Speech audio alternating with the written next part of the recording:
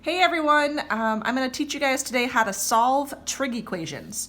So I'm going to go through several examples, and hopefully all the ones you're going to do for your practice will kind of relate to one or more of these types of examples, so feel free to rewatch or pause or whatever you need to do. All right, so the first one says, what is the general solution? And then I gave equation of like 2 cosine x plus 1 equals 0.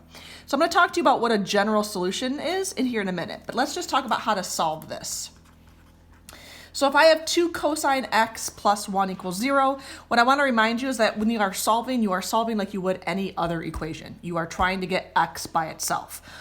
The only difference is when you're solving a trig equation, it's not just x that you're getting by itself, it's, in this case, cosine of x that you're getting by itself. So the first thing I'm going to do is I'm going to subtract 1 from both sides, and then I'm going to divide by 2.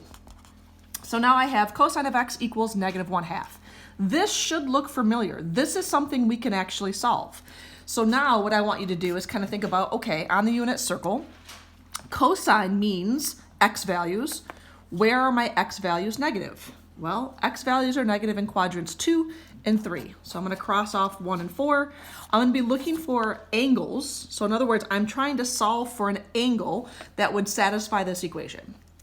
All right, so when I draw my equation, I know that since cosine of x is negative 1/2, that means my adjacent, or my x value on my right triangle, is negative 1/2.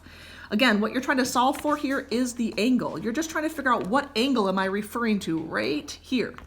Well, if this is negative 1/2, wouldn't this have to be 30, which makes that 60.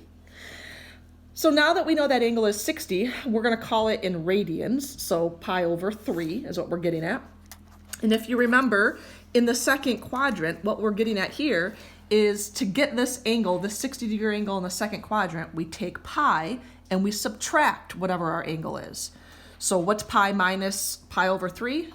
In other words, what's 3 pi over 3 minus pi over 3? I get 2 pi over 3. So that's one of my answers. To do the exact same thing, and now I want the 60-degree angle in the third quadrant. Well, to get the third quadrant angle, you take pi and you add your angle. So what's pi, or in other words, 3 pi over 3, plus pi over 3, and I get 4 pi over 3.